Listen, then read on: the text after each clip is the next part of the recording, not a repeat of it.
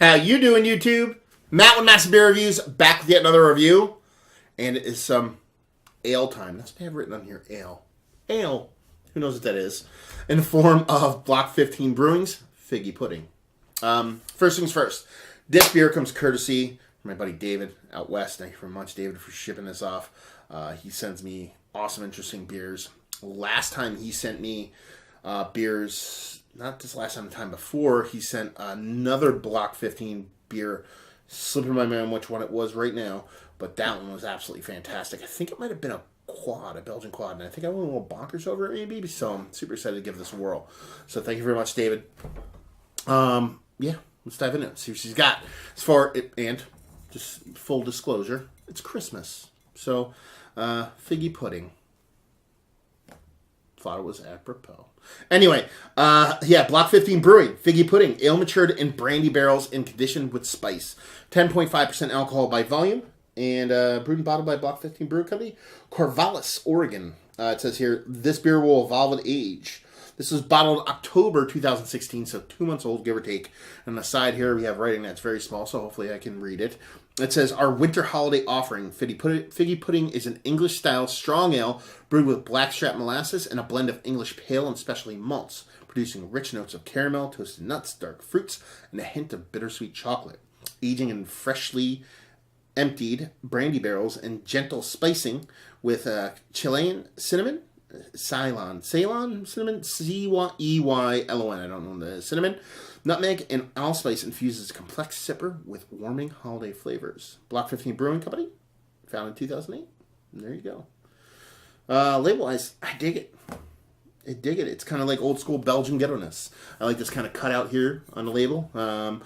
Ghetto silver cap. Yeah, everything about it. Dig it. So hopefully the beer, I dig that too. Got this nice little... I think I look at that glass and I think of Christmas, so that's why I grabbed this one. Hopefully the sucker doesn't have too much of a head on it. This glass is notorious for producing gigantic heads. That sharp inward curve halfway up just kind of generates a head naturally. So, but being that it's an English strong ale, say ale, words, in barrel aged, we should be fine. We are fine. Pinky Finger. It's got a very, it's got creaminess, but it's kind of propelled on top of like rocky looking bubbles. Looks like an aggressive kind of carbonation on the edges. And it looks like, how do I put this? It looks empty underneath. I don't know if you can kind of see that on camera, but it's kind of like the top layer of the head is being propped up on a lot of like big vacuous kind of bubbles. So, yeah. And color-wise, it's dark. It's got a rich mahogany color to it. Very dark, but you can tell it skews more red than anything else. So, get a nose on her. Ooh. Yeah. Spices abound in this one. Getting cinnamon, tons of nutmeg, cloves. I'm getting brandied, barreled sweetness, and I'm getting a really cool, unique kind of yeast character that I only smell in one specific kind of beer, and that's J.W. Lee's. Dates, figs, dates and figs. Yeah, it just it smells like a rich, spiced nut roll. You know what I mean? It's just caramel laden spiced nut roll with like just figs and prunes and all kinds of sweet old raisins and caramels and that molasses is there in a spicy way. Blackstrap molasses is not inherently sweet in general. It's usually a little bit more spicy than anything else. So it definitely a whole lot of spices, a whole lot of big robust flavors going on in this nose. But at the same time, it smells pretty welcoming. It smells inherently English. Like I said, that J.W. Lee's vibe. It has that going on in spades.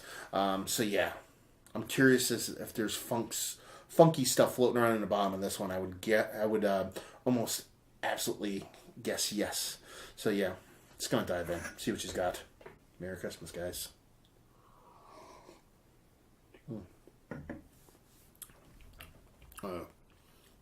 Yeah. Very J.W. Lee's in soul and spirit in this one. So you're getting J.W. Lee's, you get this kind of like, you get the date fig thing out of this world. Then you get this kind of unique, what I always thought came from the yeast character, this kind of weird kind of old book old book oxidation, but I don't think it's oxidized. I think it's actually a flavor from the yeast profile they use. Now combine that, take that typical JW lees and kind of add that added dimension of that spirit, of those spices. The spices aren't nearly as big in the mouth that they are in the nose, but you still get them, the clove and the nutmeg lead the way, but they're not overly aggressive. Clove kind of turns me off, and it's not doing it right here. Nutmeg's nice. Cinnamon's there in the background, not heavy-handed. And that spirit is there. That brandy is there. But it's like a sweet note that's not overly boozy. You get a little bit of dry oakiness, and then the beer is still well represented, and that's the coolest thing about it. A lot of times when you have all these moving parts, the beer can get lost in there. But that base English strong ale, that JW Lee's base, which I just keep getting, just keeps making me think I'm drinking a JW Lee's beer here. It's there in spades. So you're getting all these English influences, and then you're getting this kind of spicy Christmas vibe from it. It tastes like Christmas, man, in the most beautiful way that a beer can taste like Christmas. Because I assume, there could be a bad way things taste like Christmas. Pretty sure Krampus tastes pretty bad. But anyway, absolutely delicious. An absolute gem of a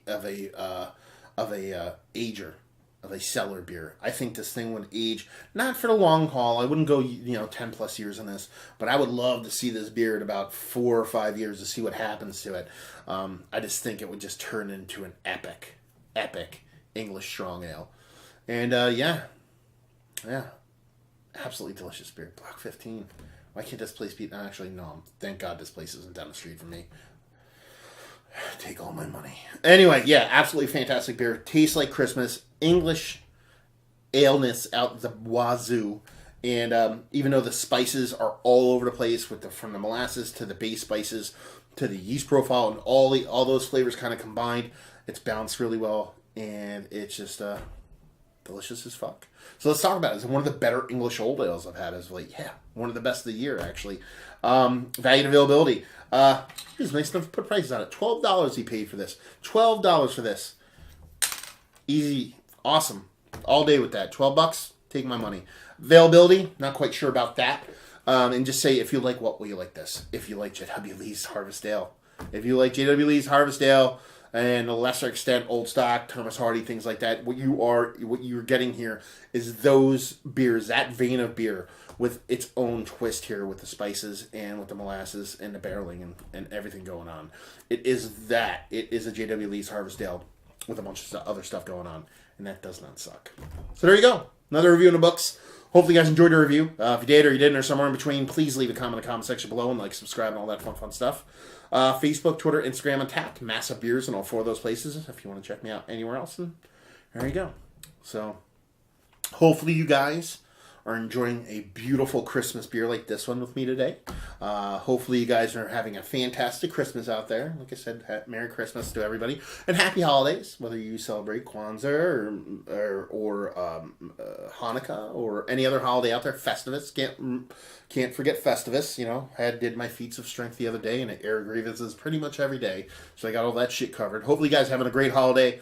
Hopefully you're enjoying all these reviews I did all year. I'm going to be doing a recap of my best of this year. Probably not going to go as ape shit I did last year with 13 different videos, but throw those out there the end of this week for the new year. And hopefully you guys are enjoying some beautiful beers going into the new year. And hopefully you keep watching. And hopefully see you next time.